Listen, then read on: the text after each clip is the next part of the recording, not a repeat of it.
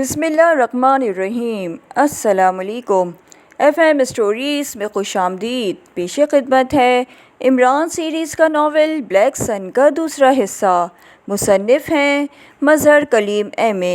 سنیے، انجوائے کیجیے اور ہمارے چینل کو لائک اینڈ سبسکرائب کیجیے اور بیل آئیکن کے بٹن کو پریس کر دیجیے تاکہ ہر نئی آنے والی اسٹوری کا نوٹیفیکیشن سب سے پہلے آپ تک پہنچ سکے۔ جزاک اللہ۔ رالف بلیک کلب میں اپنے آفس میں بیٹھا شراب پینے میں مصروف تھا۔ کومبو کے بعد اب چونکہ وہ گروپ کا سربراہ تھا، اس لیے یہ آفس جس میں پہلے کومبو بیٹھتا تھا اب رالف بیٹھا کرتا تھا۔ لیکن رالف کو فائلیں پڑھنے سے نفرت تھی، اس لیے وہ صرف فون اور پیغامات وصول کرتا تھا اور زبانی احکامات دے دیتا تھا۔ باقی وقت وہ شراب پینے میں گزار دیتا تھا۔ شراب کا وہ اس قدر عادی تھا کہ دن رات مسلسل شراب پینے کے باوجود اس کو معمولی سا نشہ بھی نہ ہوتا تھا۔ جسمانی طور پر بھی وہ نہ صرف دیوہیکل قد و قامت کا مالک تھا بلکہ اس کا چہرہ قدرتی طور پر بہت بڑا اور پتھر کی طرح سخت تھا، اس لیے اسے دیکھنے والا خود بخود اس سے مرعوب ہو جاتا تھا۔ کومبو کی زندگی میں بھی گروپ کے سارے عملی کام رالف کے ہی ذمے تھے اور وہی کرتا تھا جبکہ کومبو احکامات دیتا تھا۔ رالف آفس میں بیٹھا شراب پی رہا تھا کہ پاس پڑے ہوئے فون کی گھنٹی بج اٹھی تو اس نے ہاتھ میں پکڑی ہوئی شراب کی بوتل میز پر رکھی اور ریسیور اٹھا لیا۔ یس، رالف نے سخت لہجے میں کہا۔ اسٹانا بول رہا ہوں باس، ایک ضروری اطلاع دینی ہے، آپ اجازت دیں تو آپ کے آفس میں حاضر ہو جاؤں؟ دوسری طرف سے مؤدبانہ لہجے میں کہا گیا۔ فون پر بتاؤ، خواہ اپنی اہمیت نہ جتایا کرو۔ نان سینس، رالف نے غصیلے لہجے میں کہا۔ باس، ہارٹ کلب کے ماسٹر کرشو نے کسی کو آپ کے بارے میں، کومبو کے بارے میں اور سائنسدان کے بارے میں معلومات فون پر مہیا کی ہے اور اس نے $20 لاکھ وصول کی ہیں، اسٹانا نے کہا تو رالف بے اختیار چونک پڑا۔ اس کے چہرے پر حیرت کے تاثرات ابھر آئے۔ $20 لاکھ؟ اتنا بھاری معاوضہ کس نے دیا ہے؟ رالف نے کہا۔ صرف اتنا معلوم ہو سکا ہے کہ یہ رقم پاکیشیا سے ٹرانسفر ہو کر ماسٹر کرشو کے اکاؤنٹ میں جمع ہوئی ہے، اسٹانا نے کہا۔ کیا باتیں ہوئی ہیں؟ فون کال ریکارڈ کی گئی ہے؟ رالف نے پوچھا۔ نہیں باس، ماسٹر کرشو کا فون سیکریٹ ہے شاگو۔ اس نے یہ باتیں سننے کی کوشش کی ہے لیکن چونکہ ماسٹر کرشو اسپیشل فون استعمال کر رہا تھا اس لیے مکمل بات چیت نہیں سنی۔ البتہ جو الفاظ سنے جا سکے وہ میں نے آپ کو بتا دیے ہیں، اسٹانا نے جواب دیتے ہوئے کہا۔ پاکیشیا کا مطلب ہے کہ ماسٹر کرشو نے پاکیشیا سیکریٹ سروس کو ہمارے بارے میں معلومات مہیا کی ہے۔ ماسٹر کرشو اب کہاں ہے؟ رالف نے کہا۔ وہ اپنے کلب کے آفس میں موجود ہے باس، اسٹانا نے کہا۔ ٹھیک ہے، میں اس سے بات کرتا ہوں، رالف نے کہا اور کریڈل دبا کر اس نے ٹون آنے سے پہلے فون کے نیچے موجود بٹن پریس کر کے اسے ڈائریکٹ کیا اور پھر تیزی سے نمبر پریس کرنے شروع کر دیے۔ یس، ہارٹ کلب، ایک چیختے ہوئی مردانہ آواز سنائی دی۔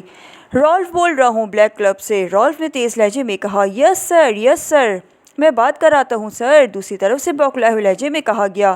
ہیلو، کرشو بول رہا ہوں۔ چند لمحوں بعد کرشو کی بھاری آواز سنائی دی۔ رالف بول رہا ہوں ماسٹر کرشو، رالف نے کہا۔ اوہ تم، آج کیسے یاد کر لیا مجھے؟ کومبو تو روزانہ مجھے فون کرتا تھا، دوسری طرف سے بے تکلفانہ لہجے میں کہا گیا۔ ہاں مجھے معلوم ہے باس، کومبو تمہیں اپنا استاد کہتے ہیں اور میں بھی سمجھتا ہوں۔ ایک اہم معاملے پر تم سے مشورہ کرنا ہے، بہتر ہے کہ کلب کے بجائے رہائش گاہ پر مشورہ ہو جائے۔ رالف نے کہا۔ کس سلسلے میں مشورہ کرنا چاہتے ہیں؟ ماسٹر کرشو نے کہا۔ اپنے گروپ کے بارے میں مجھے معلومات کچھ مشکوک لگ رہی ہے، تم سمجھ تو گئے ہوگے، میں چاہتا ہوں تفصیل سے بات ہو جائے، رالف نے کہا۔ ٹھیک ہے، میری رہائش گاہ پر آ جاؤ، میں ابھی اٹھ پڑتا ہوں ورنہ میں رات گئے واپس جاتا ہوں، ماسٹر کرشو نے جواب دیتے ہوئے کہا۔ شکریہ، کتنی دیر میں پہنچ جاؤ گے؟ رالف نے پوچھا۔ آدھے گھنٹے کے اندر، دوسری طرف سے کہا گیا۔ اوکے، میں پہنچ جاؤں گا، گڈ بائے، رالف نے کہا اور ریسیور رکھ دیا۔ آج تمہیں معلوم ہوگا کہ ہمارے بارے میں معلومات مہیا کرنے کا نتیجہ، رالف نے ریسیور رکھ کر بڑبڑاتے ہوئے کہا اور پھر اس نے شراب کی بوتل اٹھائی اور تقریباً نصف گھنٹے بعد اس کی نئے ماڈل کی سیاہ کلر کی کار تیزی سے اس کی رہائش کالونی کی طرف اڑی چلی جا رہی تھی جہاں ماسٹر کرشو کی رہائش گاہ تھی، اور پھر تھوڑی دیر بعد وہ رہائش گاہ کے ڈرائنگ روم میں پہنچ چکا تھا۔ تھوڑی دیر بعد ماسٹر کرشو جو قدرے زیادہ عمر کا تھا ڈرائنگ روم میں داخل ہوا۔ دونوں نے مصافحہ کیا اور پھر وہ آمنے سامنے بیٹھ گئے۔ اسی لمحے ملازم نے ٹرے میں رکھی ہوئی شراب کی ایک بوتل اور 2 گلاس ان کے درمیان میز پر رکھے اور خالی ٹرے اٹھا کر واپس چلا گیا۔ تو ماسٹر کرشو نے بوتل کا ڈھکن ہٹایا، دونوں گلاسوں میں شراب اونڈ لی اور پھر بوتل کا ڈھکن بند کر کے واپس میز پر رکھی اور خود اپنے سامنے موجود گلاس اٹھا لیا۔ رالف نے شراب کی بوتل کو گردن سے پکڑ کر اٹھایا اور دوسرے لمحے بوتل فضا میں گھومتی ہوئی پوری قوت سے سامنے بیٹھے ماسٹر کرشو کے سر پر پڑی اور چھناکے کی آواز کے ساتھ ہی ماسٹر کرشو کے حلق سے چیخ نکلی اور وہ صوفے پر ہی پہلو کے بل گرا اور پھر گھوم کر نیچے فرش پر جا گرا۔ رالف نے بے ہوش پڑے کرشو کو چیک کیا اور پھر جیب سے مشین پسٹل نکال कर वो दौड़ता हुआ ड्राइंग रूम से बाहर निकल गया। थोड़ी देर बाद वो वापस आए तो उसने झुककर फर्श पे पड़े मास्टर कर्शू को उठाकर कंधे पर लादा और ड्राइंग रूम से बाहर आकर वो पोरिज में मौजूद अपनी कार की तरफ बढ़ गया। उसने कार का अगबी दरवाज़ा खोला और कंधे पर लदे हुए मास्टर कर्शू को अगबी सीट और फ्रंट सीट के दरमियान डाला और अगबी सीट पर मौजूद कपड़ा उसने खींचकर बेहोश पड़े मास्टर कर्शू पर डाल दिया। फिर वो तेज़ी से आगे बढ़ा और उसने फाटक खोल दिया और वापस आकर कार में बैठा और चंद लम्हों बाद उसकी कार कोठी से बाहर पहुंच चुकी थी। उसने कार साइड पर रोकी और वो खुद कार से नीचे उतर कर वापस कोठी के अंदर गया।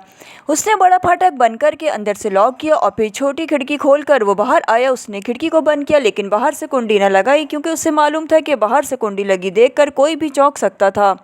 कोठी के अंदर 4 मुलाजिम और 2 औरतें मौजूद थी, जिन्हें उसने बेदर्दी से साइलेंसर लगे पिस्टल से हलाक कर दिया था। क्योंकि उसने अपने क्लब से रवाना होते हुए ये सारा प्लान बना लिया था, इसलिए वो मुकम्मल तौर पर तैयार होकर और ख़ास तौर पर साइलेंसर लगा मशीन पिस्टल साथ ले आया था। कार में बैठकर वो तेज़ी से आगे बढ़ता चला गया और थोड़ी देर बाद वो एक और कॉलोनी में पहुँच गया। यहाँ उसके ग्रुप की एक कोठी मौजूद थी। उसने मखसूस अंदाज में हॉर्न दिया तो छोटा फाटक खुला और एक मुसल्लह नौजवान बाहर आया। फाटक खोलो, ड्राइविंग सीट पर मौजूद रॉल्फ ने कहा। यस सर, नौजवान ने झटका खाते हुए कहा और तेज़ी से मुड़कर वापस अंदर चला गया। कुछ देर बाद बड़ा फाटक खुला तो रॉल्फ ने कार अंदर की तरफ बढ़ा दी और फिर उसे साइड पर बने हुए वसीयरीज पोरिज में ले जाकर रोक दिया और खुद नीचे उतरा तो बरामदे से एक दुहेकल सिया फॉर्म उतर कर तेज़ी से उसकी तरफ आने लगा। ये रॉड था, उस पॉइंट का इंचार्ज। उसने बड़े मौदबाना अंदाज में रॉल्फ को सलाम किया।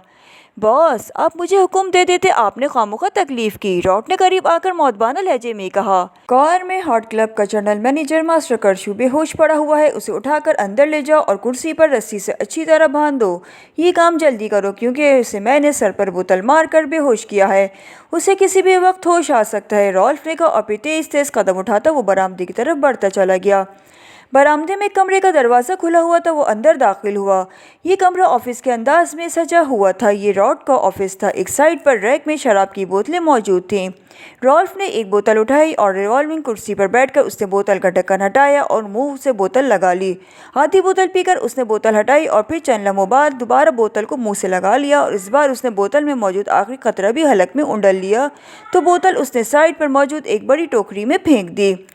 फिर तकरीबन आधे घंटे बाद रॉड अंदर दाखिल हुआ। हुक्म की तामील हो गई है बॉस, रॉड ने कहा। उसे होश तो नहीं आया? रॉल्फ ने पूछा। नहीं बॉस, रॉड ने जवाब दिया तो रॉल्फ सर हिलाता हुआ उठा और उस बैरूनी दरवाजे की तरफ बढ़ गया। थोड़ी देर बाद वह एक बड़े हॉल नुमा कमरे में दाखिल हुआ तो वहाँ एक कुर्सी पर मास्टर कर्शू रस्सी से बंधा हुआ मौजूद था। अलबत्ता उसके जिस्म में हरकत के आसार नज़र आने लगे थे। ये आसानी से ज़बान नहीं खोलेगा, इसलिए कोड़ा ले आओ, रॉल्फ ने सामने मौजूद कुर्सी पर बैठे हुए रॉड से कहा तो रॉड सर हिलाता हुआ मुड़कर कमरे से बाहर चला गया। थोड़ी देर बाद मास्टर कर्शू एक झटका खाकर सीधा हुआ, उसके साथ ही उसने आंखें खोल दी। उसी लम्हे रॉड हाथ में एक बड़ा सा कोड़ा पकड़े अंदर दाखिल हुआ और रॉल्फ के अकब में खड़ा हो गया। ये क्या है तुम रॉल्फ, ये सब क्या है? कहाँ हूँ मैं? कर्शू ने इंतहाई हैरत भरे लहजे में कहा। मास्टर कर्शू, पहले ये सुन लो कि तुम हमारे खुफिया पॉइंट पर हो। तुम्हें तुम्हारी रहायशगाह से बेहोश करके यहाँ लाया गया है और तुम्हारी रहायशगाह पे मौजूद तमाम मुलाजमीन मर्दों और औरतों को हलाक कर दिया गया है। रॉल्फ ने सर्द लहजे में कहा। क्यों? तुमने ऐसा क्यों किया? तुम तो मुझसे मशवरा चाहते थे। फिर? मास्टर कर्शू ने हैरत भरे लहजे में कहा। इसलिए कि तुमने हमारे खिलाफ पाकिस्तान के किसी आदमी को मालूमात मुहैया की है और पाकिस्तान से तुम्हारे अकाउंट में 20 लाख ट्रांसफ़र किए गए हैं। गो तुमने स्पेशल फ़ोन इस्तेमाल किया जिसकी वजह से गुफ्तगू टेप ना हो सकी और न ही मुकम्मल तौर पर सुनी और समझी जा सकी, लेकिन इस कदर अल्फाज समझ में आ गए कि उनसे मालूम है कि तुमने मेरे बारे में, बॉस को अम्बो के बारे में और पाकिस्तानी साइंसदान के बारे में मालूमात मुहैया की है। इनकार करने या कोई बहाना बनाने की ज़रूरत नहीं है, यह हतमी बात है। अलबत्ता तुम्हें ज़िंदा छोड़ा जा सकता है अगर तुम मुझे बता दो कि तुमने किसको ये मालूमात मुहैया की है, पाकिस्तान सीक्रेट सर्विस को या किसी और को, और क्या तफसील बताइए। और सुनो, दूसरी सूरत में तुम्हें बताना तो पड़ेगा लेकिन तुम्हारे जिस्म के टुकड़े उड़ा दिए जाएंगे। बोलो, जवाब दो, रॉल्फ ने कहा तो मास्टर कर्शू ने बेख्तियार एक तवील सांस लिया। और अगर तुमने मेरी बातों पर यकीन ना किया तो फिर मैं क्या करूँगा? मास्टर कर्शू ने कहा। तुम हलफ उठाकर कहो कि तुम जो बोलोगे सच बोलोगे तो मैं यकीन कर लूँगा, रॉल्फ ने कहा।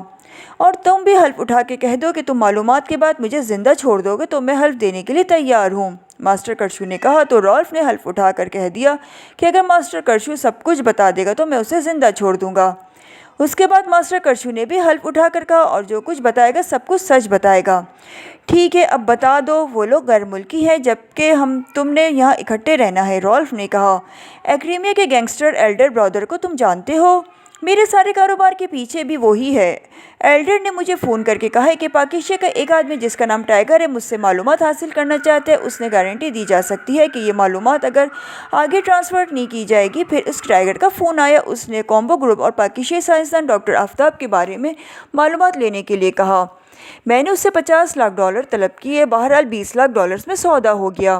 اس نے میرے اکاؤنٹ میں $20 لاکھ ٹرانسفر کر دیے تو میں نے اسے بتایا کہ کومبو کو ہلاک کر دیا گیا ہے اور سائنسدان کو ایک موٹر بوٹ کے ذریعے کسی نامعلوم جزیرے پر لے جایا گیا ہے، اور پھر دوسرے روز وہاں اس کی لاش واپس آئی اور پھر لاش پاکیزیائی سفیر کے حوالے کر دی گئی۔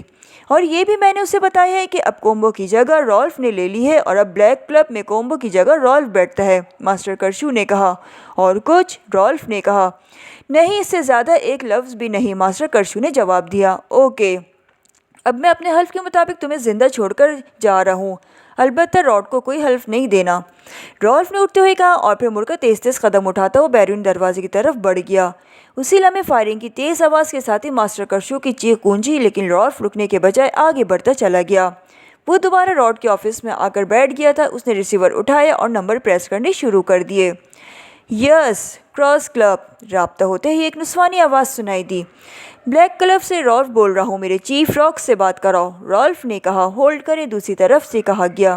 ہیلو راکس، بول رہا ہوں، چند لمحوں بعد خاموشی کے بعد سخت لہجے میں کہا گیا۔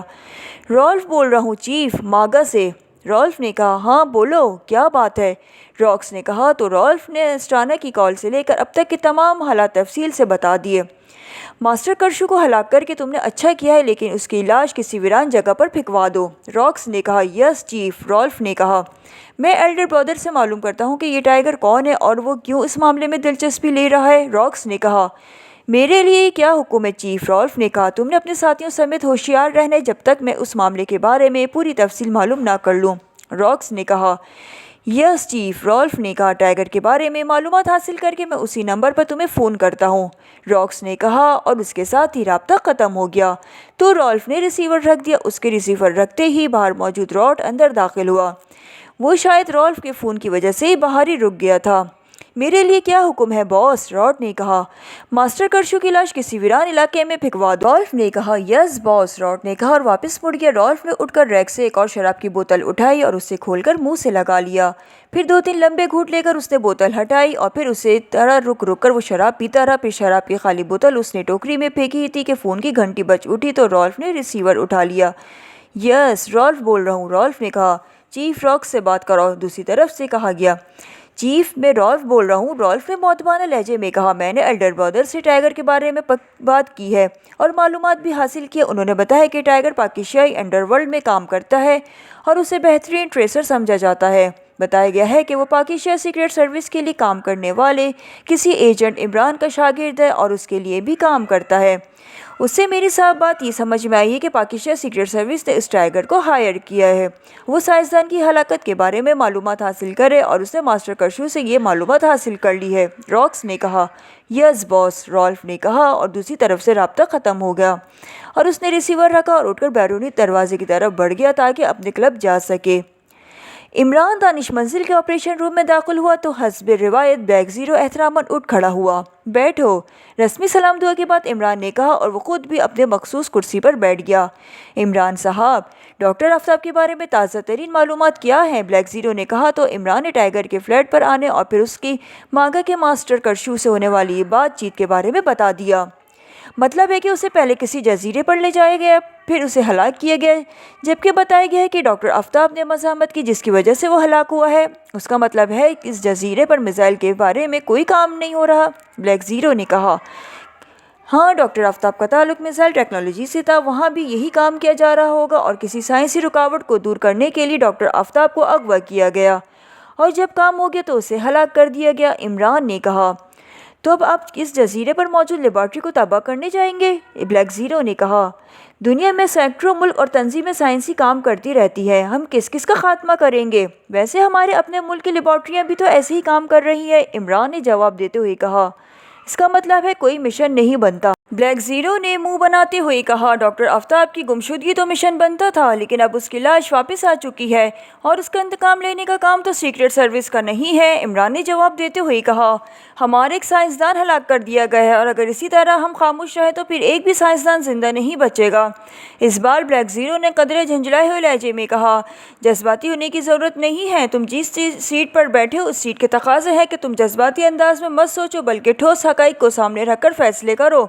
मुझे इस सारे मामले में पीछे कोई बड़ी तंजीम नज़र आ रही, वरना ये काम सोमाली क़ज़ाक़ों का नहीं है कि वो किसी साइंसदान को इस अंदाज में अगवा करें और फिर उसे किसी खुफिया जजीरे पे ले जाकर हलाक कर दें और फिर उसकी लाश भी वापस कर दें। ये सब किसी ग्रेट गेम का हिस्सा है और हमें ग्रेट गेम का पता चलाना है। इमरान ने कहा, आप मुझे कह रहे थे कि मैं जज्बाती ना बनूं, लेकिन अब आप न सिर्फ अंदाज़ों से बात कर रहे हैं, माफ़ कीजिएगा, अंदाज़ों पर सीक्रेट सर्विस को हरकत में नहीं लाया जा सकता। ब्लैक ज़ीरो ने बड़े संजीदा लहजे में कहा, लेकिन आखिर में वो खुद ही हंस पड़ा।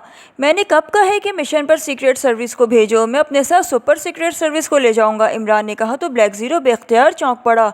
सुपर सीक्रेट सर्विस वो कौन सी है? ब्लैक ज़ीरो ने हैरान होते हुए कहा, जब ये सर्विस पाकिस्तान में होती है तो स्नैक किलर्स कहलाती है और जब मुल्क से बाहर हो जाती है तो सुपर सीक्रेट सर्विस कहलाती है। मतलब है मैं, मेरा शागिर्द टाइगर, जोसेफ और जवाना। इमरान ने जवाब दिया तो ब्लैक ज़ीरो बेख्तियार हंस पड़ा।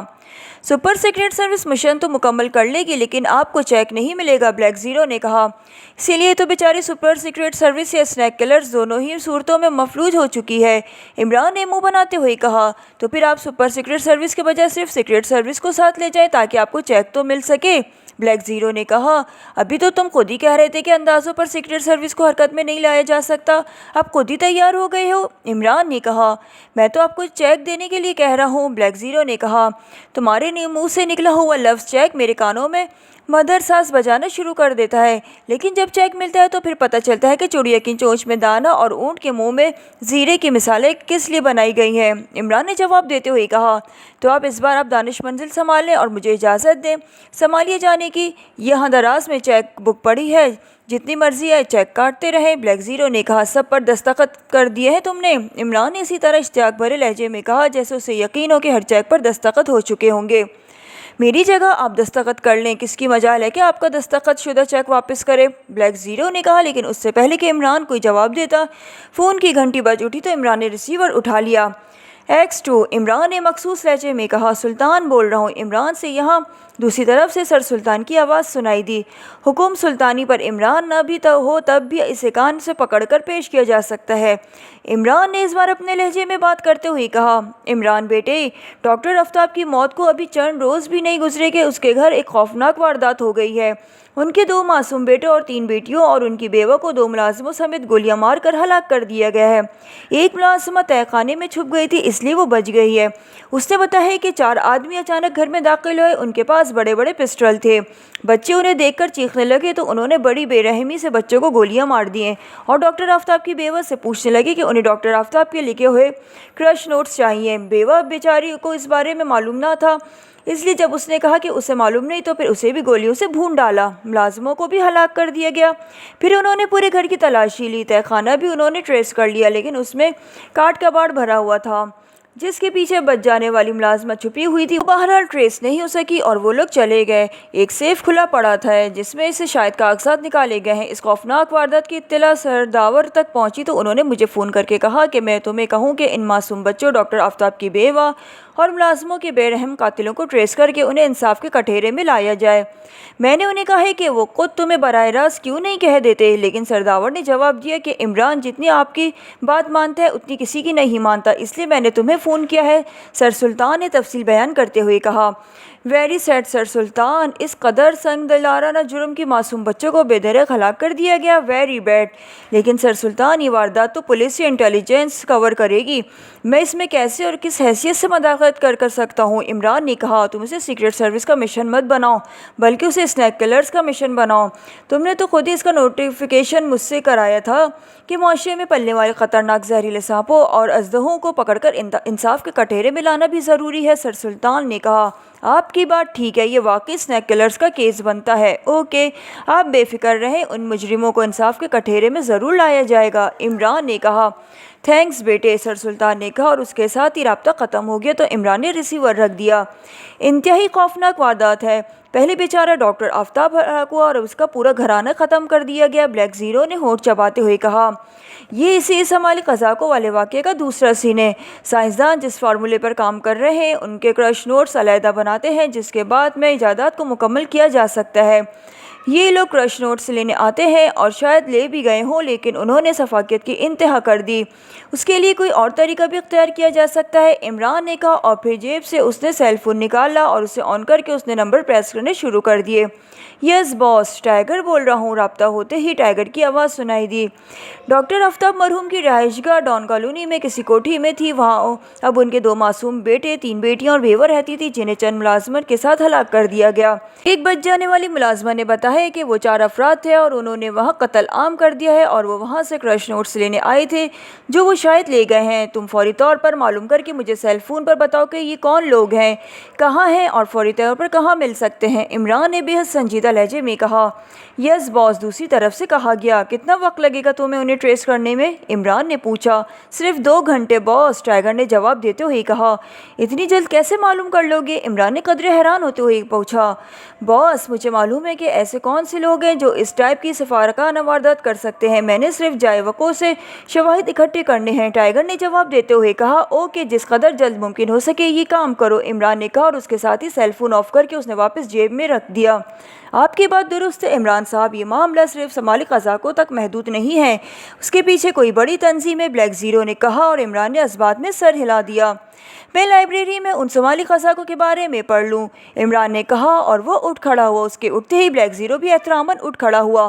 बैठो, इमरान ने कहा और मुड़कर लाइब्रेरी की तरफ बढ़ गया। ब्लैक ज़ीरो को मालूम था कि इमरान लाइब्रेरी में मौजूद नक्शों और किताबों के साथ साथ इंटरनेट से भी मालूमात हासिल करेगा और उसमें 1.5-2 घंटे बहरहाल लग जाएंगे, इसलिए वो किचन की तरफ बढ़ गया ताकि चाय बनाकर एक जग इमरान को दे आए और दूसरा खुद ले ले।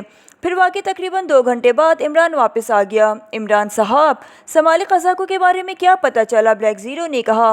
वही आम सा मवाद है, किताबों में भी और इंटरनेट पे भी। मैंने ज़्यादा तवज्जो कज़ाकों पर रखने के बजाय उन जजीरों को तलाश करने की कोशिश की जहाँ डॉक्टर आफताब को ले जाया गया था, लेकिन ना ही नक्शों में ऐसी कोई जगह है इस एरिया में नज़र आ रही है और न ही किसी किताब में उसका जिक्र है और न ही इंटरनेट पर इस बारे में कोई मालूमात है, इसलिए अब खुद वहाँ जाना पड़ेगा, इमरान ने जवाब देते हुए कहा। आप इस लेबॉर्ट्री को तबाह करना चाहते हैं या कोई और मकसद है? ब्लैक ज़ीरो ने कहा। ये क्रश नोट्स इस लेबॉर्ट्री के लिए ही मंगवाए गए हैं और वो नाकाबिले बर्दाश्त है। चलो, डॉक्टर आफताब ने तो कोई मज़ाहमत की होगी या कुछ बताने से इनकार किया होगा, इसलिए उन्हें हलाक कर दिया गया, लेकिन मासूम बच्चों, बेवा और बेगुनाह मुलाजमों ने क्या कसूर किया था?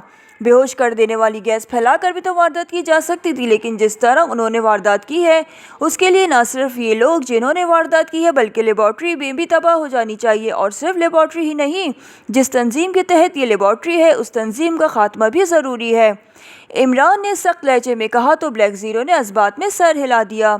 उसी लम्हे इमरान की जेब से सेल फ़ोन की घंटी बज उठी तो इमरान ने जेब में हाथ डालकर सेल फ़ोन निकाला और उससे राब्ते में लाउडर के बटन प्रेस कर दिए। यस अली इमरान बोल रहा हूँ, इमरान ने इंतहाई संजीदा लहजे में कहा। उसके जहन पर सफाकाना वारदात पूरी तरह छाई हुई थी। टाइगर बोल रहा हूँ बॉस, मैंने मालूम कर लिया है कि ये वारदात स्टार क्लब के मालिक और जनरल मैनेजर रॉबर्ट के हुक्म पर हुई है और वारदात करने वाले ग्रुप का इंचार्ज स्मिथ है, जो पेशेवर कातिल भी है और बदमाश भी। उसके ग्रुप में उसके साथ 3 अफराद हैं। उसे कोबरा ग्रुप कहा जाता है। ये अपनी बेरहमी, संगदिली और सफाकी की वजह से मशहूर है। उनके बारे में कहा जाता है कि ये इंतहाई तेज़ रफ्तारी से वारदात करते हैं और अपने रास्ते में आने वाले हर शख्स को, चाहे वो कोई भी हो, ये लोग इंतहाई सफाकी से हलाक कर देते हैं। ये ग्रुप इस वक्त कलराज रोड पर वाक़ एक इमारत में मौजूद है। यह इनका अड्डा है, टाइगर ने तफसील से जवाब देते हुए कहा। कलराज रोड पर कहाँ है ये इमारत और किस अंदाज की है? इमरान ने पूछा। कलराज रोड पर ड्रीम सिनेमा के साथ एक मंजिला इमारत है जिसके बाहर किसी बिस्किट बनाने वाली कंपनी का बोर्ड लगा हुआ है। ये इमारत उस कंपनी का वेयर हाउस बताया जाता है, लेकिन ये असल में उस ग्रुप का अड्डा है, टाइगर ने कहा। तुम इस वक्त कहाँ मौजूद हो? इमरान ने पूछा। मैं कलराज रोड पर ही हूँ, टाइगर ने जवाब देते हुए कहा। तुम वहीं रुको, मैं पहुँच रहा हूँ, इमरान ने कहा।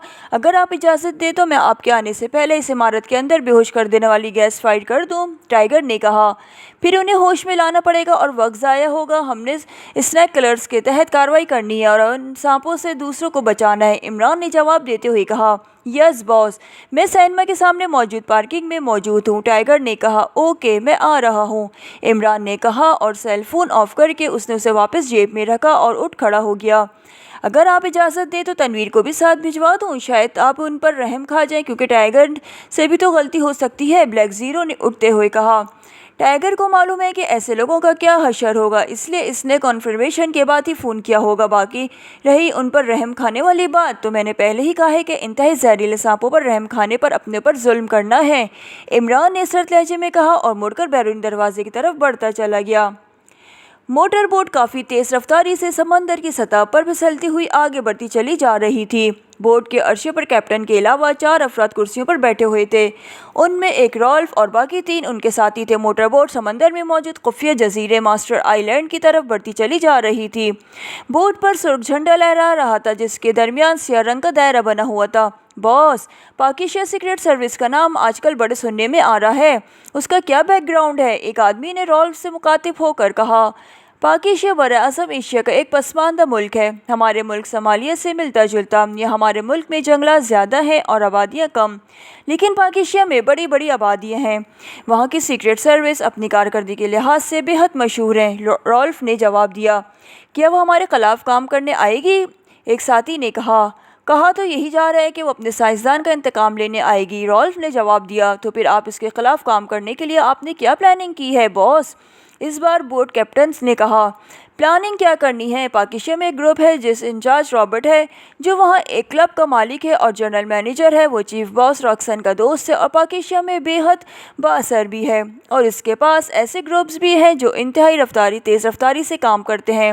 یہ کرش نوٹس جو ہم ڈاکٹر اسٹوم کو دینے جا رہے ہیں، اس گروپ نے صرف چند گھنٹوں میں وہاں حاصل کر کے اپنے پاس بھجوائے ہیں۔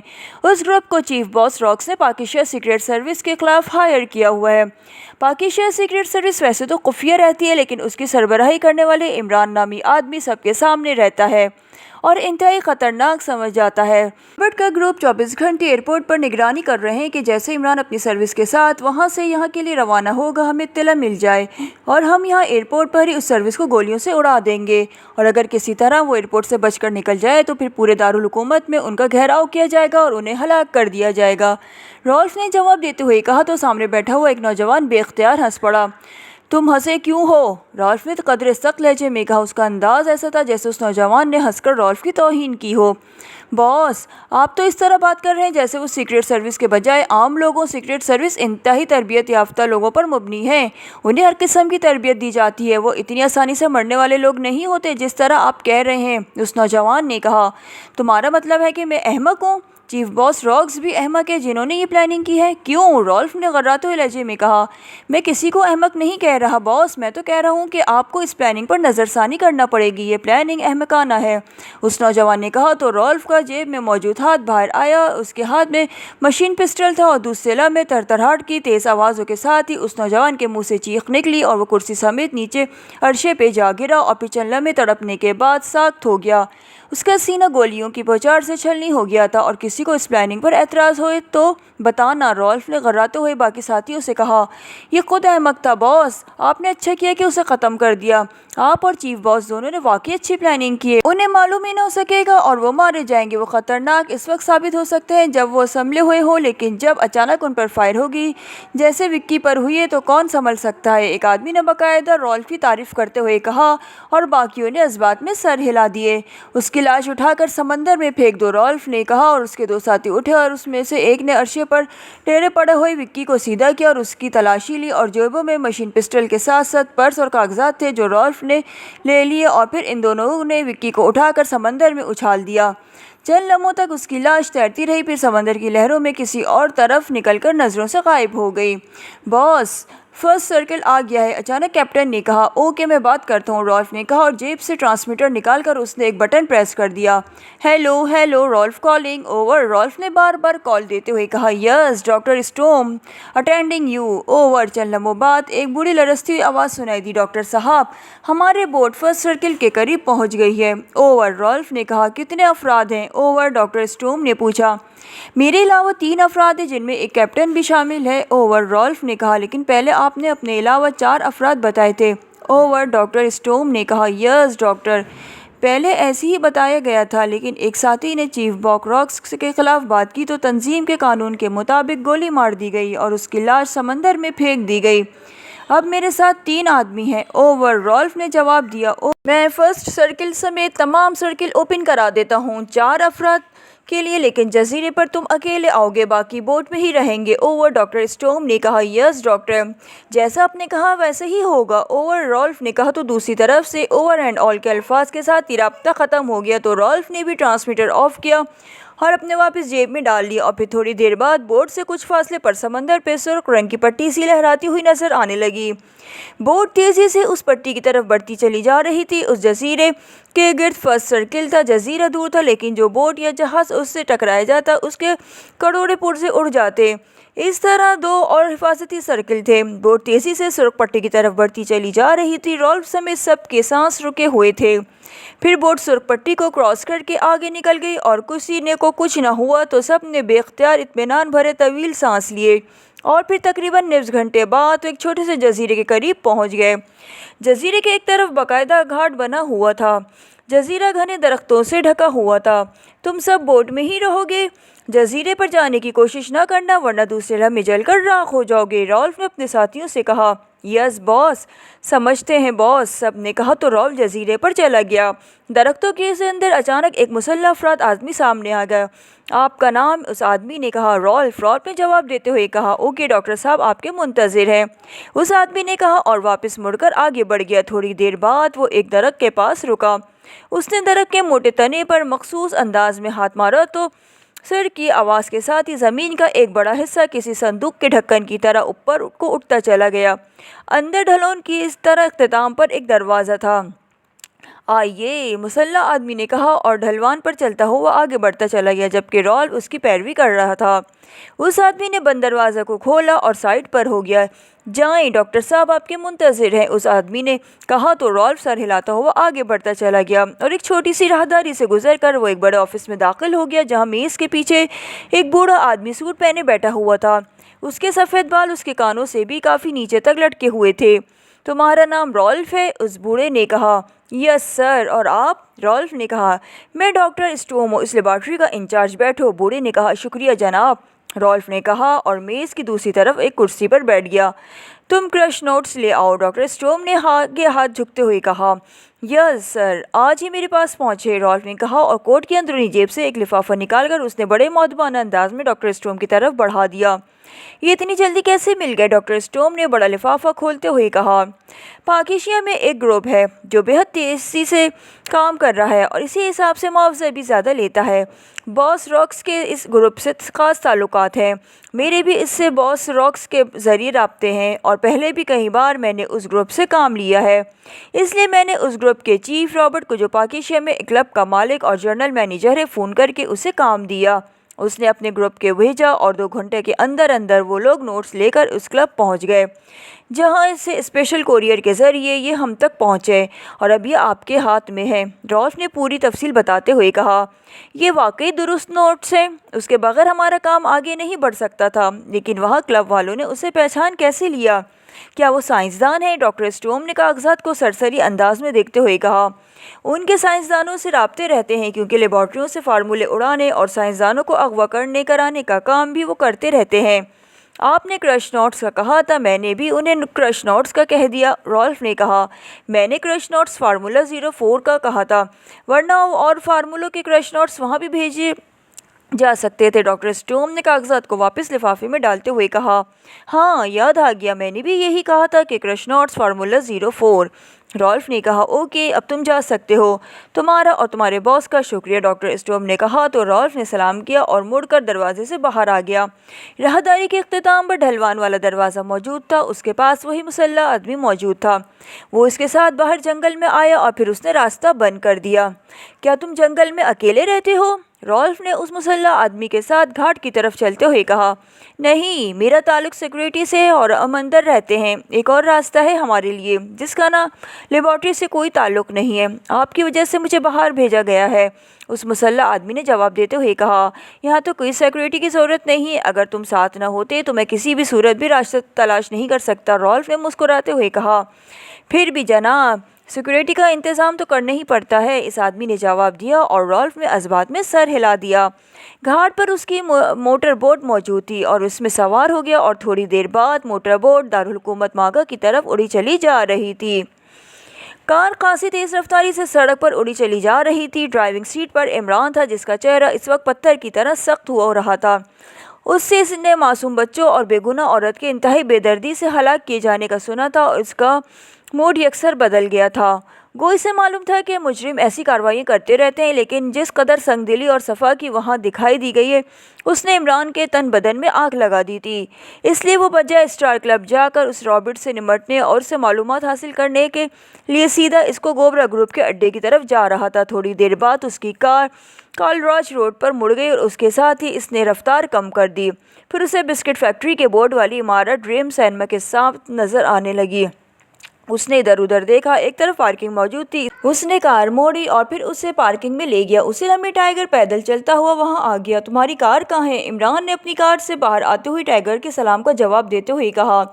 کچھ فاصلے پر ایک اور پارکنگ بنی ہوئی ہے، وہاں پر ٹائیگر نے جواب دیا۔ تمہاری کار میں مشین پسٹل کا سائلنسر موجود ہوگا؟ عمران نے کہا۔ یس سر، لیکن ٹائیگر نے کہا جاؤ اور لے آؤ، فضول سوالات مت کیا کرو۔ عمران نے سرد لہجے میں کہا تو ٹائیگر تیزی سے مڑا اور سائڈ کی طرف بڑھ گیا، جبکہ دانش منزل سے روانہ ہونے سے پہلے کار میں موجود سیٹ کے نیچے باکس سے سائلنسرڈ مشین پسٹل نکال کر جیب میں ڈال چکا تھا۔ کیونکہ دن کا وقت تھا اور یہ خاصی مصروف سڑک تھی، اس لیے عمران کو مجبوراً سائلنسر لگا کر مشین پسٹل استعمال کرنا پڑ رہا تھا۔ تھوڑی دیر بعد ٹائیگر واپس آ گیا۔ میری جیب میں ہے باس، ٹائیگر نے جواب دیا۔ اوکے آؤ، عمران نے کہا اور سڑک کی طرف بڑھ گیا۔ سڑک کراس کر کے وہ عمارت کی اس طرف بڑھ گیا جس پر بسکٹ فیکٹری کا بورڈ موجود تھا۔ عمارت کا جہازی سائز کا پھاٹک بند تھا۔ عمارت کے سائڈ ستون پر موجود کال بیل کا بٹن پریس کر دیا۔ اندر کہیں گھنٹی بجنے کی ہلکی سی آواز سنائی دی۔ کون ہے؟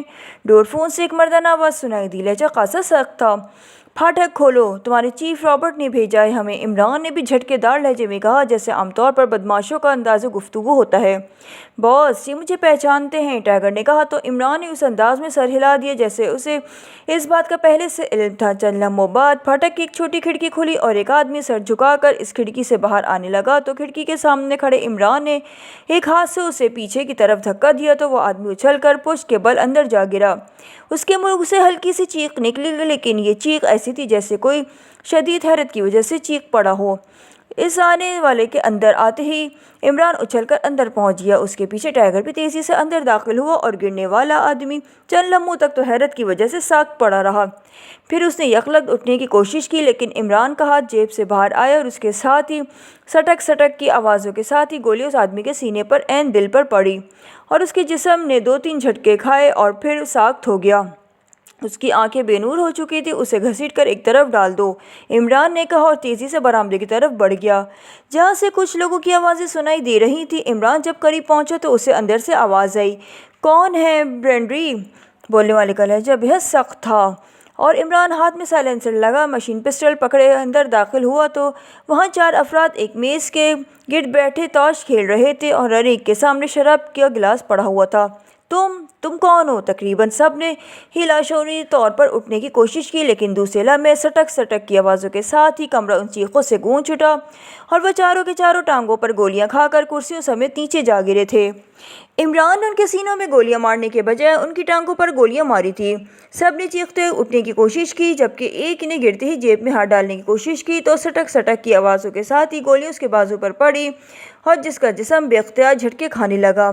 اسمتھ کون ہے؟ جلدی بولو، اسے چھوڑا جا سکتا ہے، عمران نے کہا۔ میں ہوں میں، مگر تم کون ہو؟ اس آدمی نے اس کے بازو پر گولیاں کھائی تھی کراتے ہوئے کہا اور پھر ایک جھٹکے سے ساکت ہو گیا۔ باقی تینوں افراد چند لمحوں تک تڑپتے رہے اور بے ہوش ہو گئے۔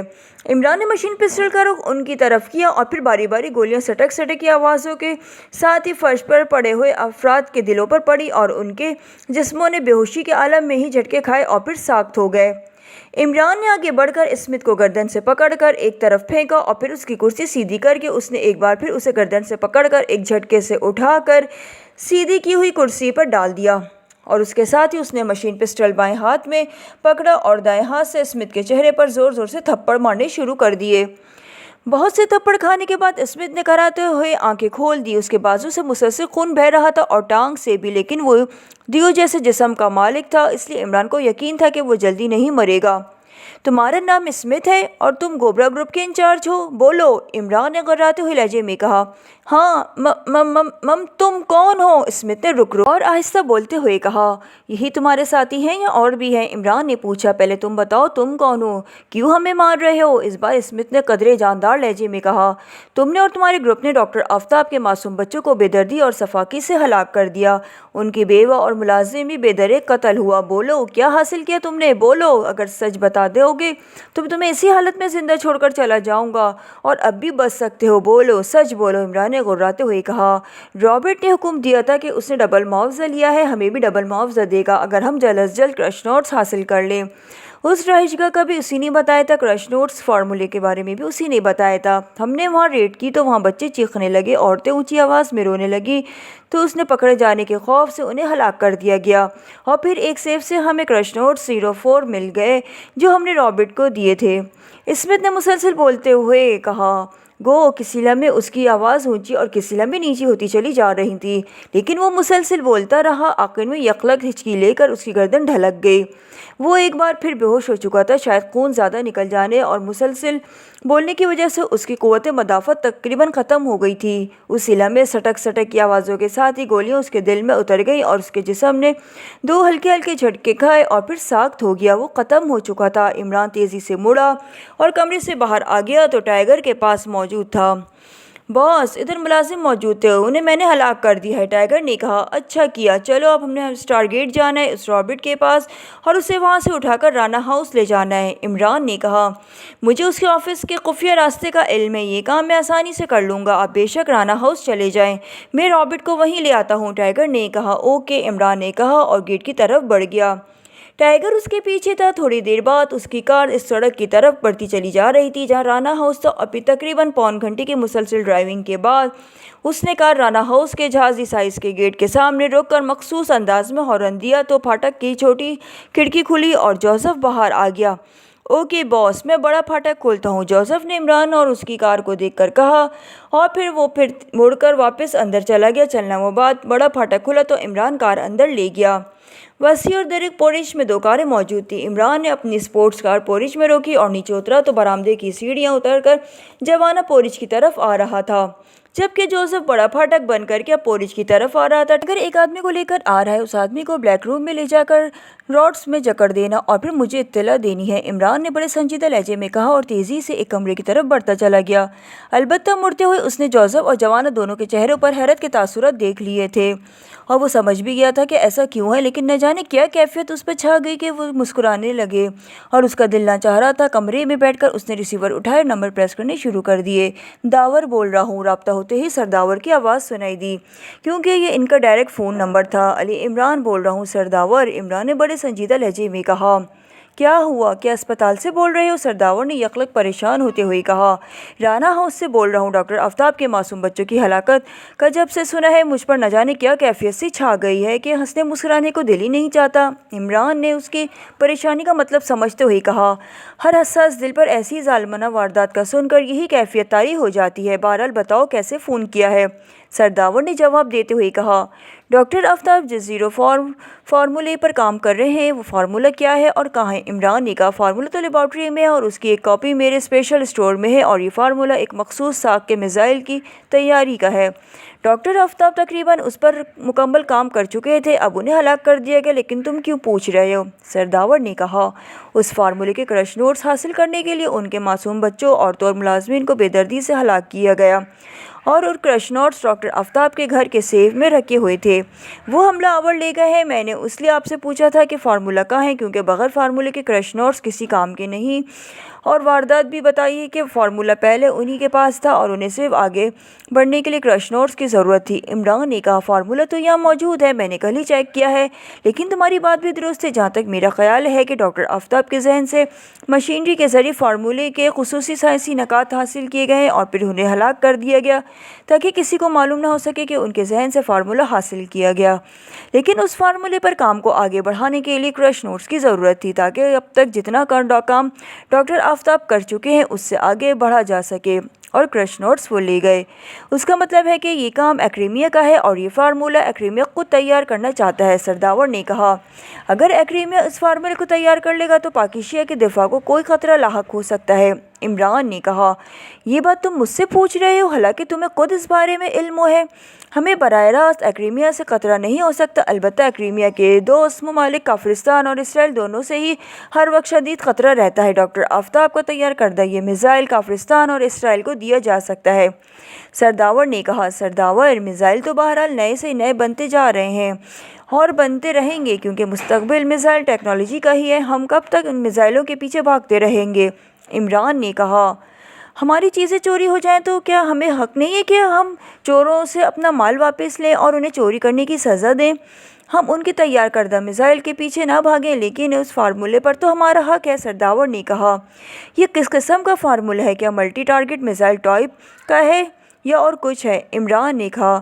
اس کی اہمیت اس بات سے ظاہر ہوتی ہے کہ میزائل ٹیکنالوجی پوری دنیا میں سب سے آگے ہونے کے باوجود ایکریمیا نے اس فارمولے کو نہ صرف حاصل کیا ہے بلکہ ڈاکٹر آفتاب کو بھی ہلاک کر دیا گیا ہے تاکہ کوئی اس دعوے دار ہی نہ رہے۔ یہ میزائل کاندھے پر رکھ کر فائر کیا جا سکتا ہے اور فائر ہونے والی جگہ سے 2 میل کے محیط پر جو لڑاکا جہاز بمبار جہاز موجود ہوتا ہے اس کا پیچھا کرے گا اور اسے ہر صورت میں فضا میں ہی ہٹ کر دے گا۔ اسے سمندر میں موجود کسی اسٹیمس یا موٹر بوٹ سے بھی فائر کیا جا سکتا ہے، سرداور نے کہا۔ یہ کیسے ہو سکتا ہے سرداور؟ عمران نے حیرت بھرے لہجے میں کہا۔ تم جیسا سائنسدان بھی اسے ناممکن کہہ رہا ہے، اس سے تم اس کی اہمیت کو سمجھ سکتے ہو۔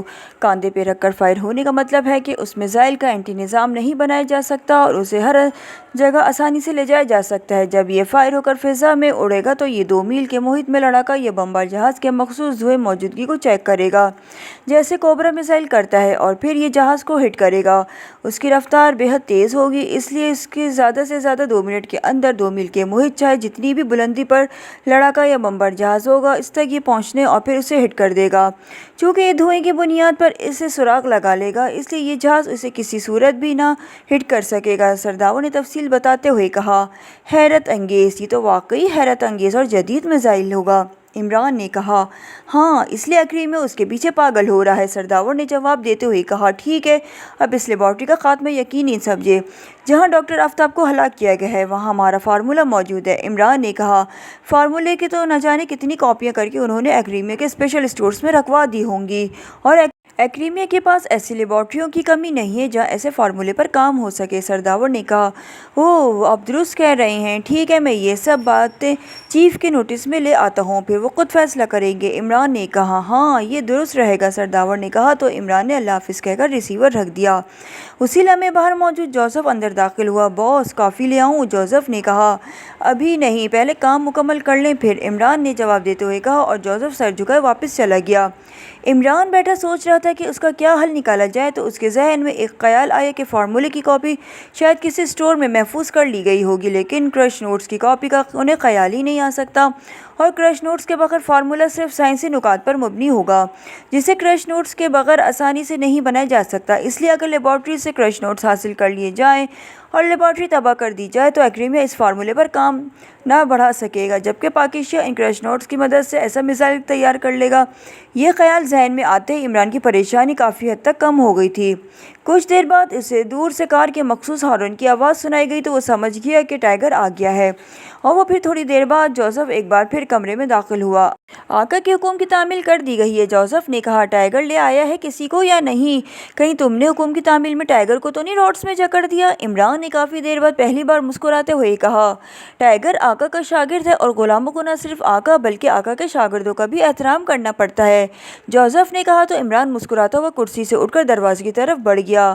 تھوڑی دیر بعد وہ بلیک روم میں داخل ہوا تو وہاں دیوار کے ساتھ راڈس والی کرسیوں پر ایک قطار موجود تھی، جس میں ایک کرسی پر ایک ادھیڑ عمر آدمی بے ہوشی کے عالم میں ڈھلکا ہوا پڑا ہوا تھا، اس کے جسم کے گرد راڈس موجود تھے۔ کمرے میں ٹائیگر کے ساتھ جوانا بھی موجود تھا۔ عمران اس کے سامنے موجود کرسیوں میں سے ایک کرسی پر بیٹھ گیا۔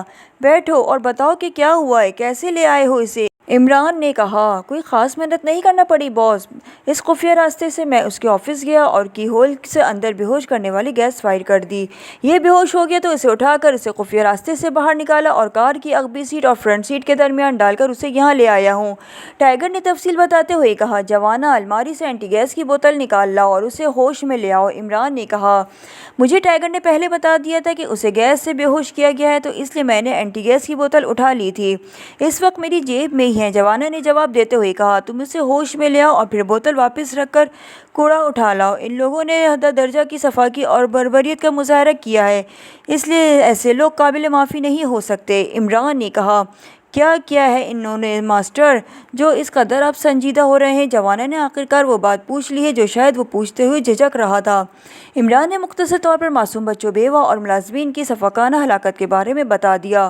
وہ گروپ کہاں ہے ماسٹر؟ جوانا نے کہا، پیشہ ور قاتل تو تم بھی ہو، یہ گروپ بھی پیشہ ور قاتلوں کا ہے۔ عمران نے کہا، دور جہالت میں جو کچھ ہوا میں اس پر شرمندہ ہوں، لیکن ہم نے اس طرح کبھی بربریت کا مظاہرہ نہیں کیا۔ جوانا نے کہا، وہ گروپ اپنے انجام کو پہنچ چکا ہے اور یہ ان لوگوں کا سرغنہ ہے، اسے ہوش میں لے آؤ۔ عمران نے کہا تو جوانا اس بات میں سر ہلاتا ہوا بے ہوش پڑے آدمی کی طرف بڑھ گیا۔ اس نے جیب سے لمبی گردن والی بوتل نکالی اور اس کا ڈھکن ہٹا کر اس نے بوتل کا دہانہ بے ہوش پڑے آدمی کی ناک سے لگا دیا۔ چند لمحوں بعد اس نے بوتل ہٹائی، اس کا ڈھکن لگایا اور پھر مڑ کر کونے میں موجود الماری کی طرف بڑھ گیا تاکہ بوتل واپس رکھ کر عمران کے حکم کے مطابق کوڑا اٹھا لائے۔ جوزف اس موقع پر باہر ہی رکا تھا تاکہ نگرانی اور دیکھ بھال کر سکے۔ جوانا کوڑا پکڑے آ کر عمران کی کرسی کے پیچھے کھڑا ہو گیا۔ اس کا نام رابرٹ ہے نا؟ عمران نے ساتھ کرسی پر بیٹھتے ہوئے ٹائیگر سے پوچھا۔ یس باس، ٹائیگر نے جواب دیا اور عمران نے اس بات میں سر ہلا دیا۔ رابرٹ کے جسم میں اب حرکت کے آثار نمودار ہونے شروع ہو گئے تھے اور پھر چند لمحوں بعد ہی اس کی آنکھیں کھلیں۔ اس نے لاشعوری طور پر اٹھنے کی کوشش کی لیکن راڈس کی وجہ سے وہ صرف کسمکا رہا تھا۔ ابھی اس کی آنکھوں میں دھند چھائی ہوئی تھی، لیکن پھر اس نے ایک جھٹکا کھایا اور اس کا ڈھلکا ہوا جسم تن گیا۔ اب آنکھوں میں موجود دھند غائب ہو چکی تھی۔ تمہارا نام رابرٹ ہے اور تم اسٹار کلب کے مالک اور جنرل مینیجر ہو؟ عمران نے سرد لہجے میں کہا۔ ہاں مگر یہ سب کیا؟ یہ میں کہاں ہوں؟ اوہ ہو، یہ تو ٹائیگر، تم، یہ کیا ہے؟ رابرٹ نے انتہائی حیرت بھرے اور خاصے بوکھلائے ہوئے لہجے میں بولتے ہوئے کہا، تمہارے کہنے پر پیشہ ور قاتلوں کا ایک گروپ ڈاکٹر آفتاب مرحوم کی رہائش گاہ پر گیا ہے اور وہاں معصوم بچوں، بیوہ اور ملازمین کو بے دردی سے ہلاک کر کے کرش نوٹس لے آیا۔